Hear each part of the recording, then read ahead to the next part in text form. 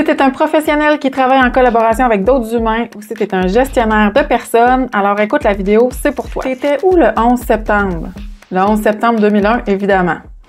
Je suis à peu près convaincue que tu t'en rappelles. Moi, en tout cas, je m'en rappelle comme si c'était hier. J'étais à l'école, je descends une cage d'escalier que j'ai descendu probablement des milliers de fois dans mon parcours scolaire là-bas.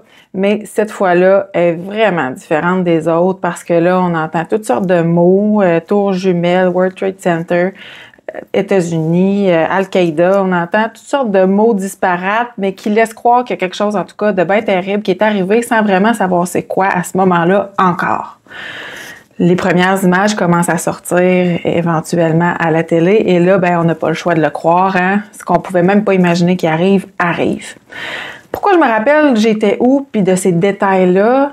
Oui, l'événement est dramatique, mais l'événement est dramatique justement et on le sait qu'elle est dramatique en raison des émotions que ça nous fait vivre. Hein? Fait qu'il y a l'émotion qui donne de l'importance à cette situation-là parce que je reconnais à quel point c'est dramatique, c'est triste, ça peut faire peur, il y a de la crainte, il y a du doute, il y a de l'incompréhension. Wow! Là, ça donne une couleur tellement importante à l'événement. Toi, t'étais où? Tu te rappelles-tu de comment tu te sentais? Moi, en tout cas, quand je repense à où j'étais, puis ce feeling-là de pas trop comprendre, mais de sentir une espèce de tension collective, ça, pour moi, c'est comme si c'était hier. Si tu me demandes ce que je faisais, par contre, le 10 septembre, puis ce que je faisais le 12, puis le 13, puis le 15 septembre 2001, aucune idée de la misère à savoir ce que je faisais le 15 septembre 2024.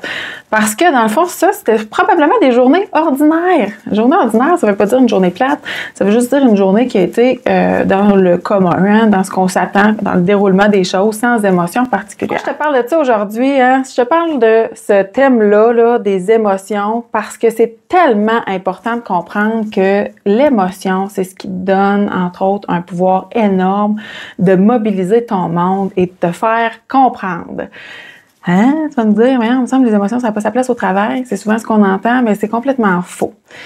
Les émotions, en fait, c'est un pouvoir de mobilisation qui est énorme. Et si, comme professionnel, comme leader en devenir ou comme déjà leader, tu maîtrises mal le pouvoir des émotions, ben il y a des chances que tu vives certains enjeux au niveau de la mobilisation de tes équipes, au niveau de la confiance, puis au niveau aussi du sentiment peut-être d'être compris et d'être écouté. Je rencontre ça régulièrement, moi, en consultation, des gens qui me disent, écoute, il me semble que là, mon leadership, il doit avoir quelque chose qui vient avec ça, là, qui est en problème parce qu'on m'écoute pas, je veux me sentir compris. Alors, la clé de voûte pour être compris, pour assumer un leadership qui va être mobilisateur, ce sont les émotions, contrairement à peut-être ce que tu t'es fait dire en disant, ben, l'émotion, ça n'a pas sa place au travail, c'est pas vrai. Dis-toi que quand on vit une expérience positive, quand on aime quelque chose, ça donne le goût de continuer à vivre ce qu'on aime. Hein? Quand ça goûte bon, on a le goût de continuer. Quand, au contraire, l'expérience qu'on vit est négative, c'est-à-dire on a peur, on n'aime pas ça, on n'est pas en confiance, à ce moment-là, on n'a pas le goût d'aller dans l'événement. Hein? Fait que c'est comme ça que les émotions jouent. C'est un pouvoir de mobilisation qui est hyper puissant, soit pour faire un mouvement vers ton organisation puis vers l'équipe, ou au contraire, faire produire un mouvement de recul, donc de s'éloigner de l'objectif collectif. Donc, quand on dit que les émotions n'ont pas leur place au travail, tu as compris que c'est un mythe. C'est pas vrai du tout. Les émotions, en fait, sont un puissant moteur d'action, hein, soit que tu vas aller vers ce que tu aimes, ou soit tu vas éviter ce que tu n'aimes pas. C'est à peu près comme ça si on y va d'une façon très, très, très simplifiée que ça marche, les émotions, mais c'est un énorme moteur pour mobiliser. Et aussi un énorme moteur pour démobiliser, soit individuellement, chacun se démobiliser progressivement si on n'aime pas ce qu'on fait, ou encore se démobiliser comme équipe si ce qui se passe au travail nous fait ressentir collectivement des tensions puis de l'inconfort. C'est pour ça que c'est important comme leader, comme gestionnaire, comme professionnel de comprendre l'importance que tu as d'influencer en fait le climat émotionnel au travail parce que à partir de là, quand tu comprends l'impact des émotions, tu as une clé de voûte importante pour te mobiliser toi, mais mobiliser aussi ton monde à travers des objectifs qui vont être communs.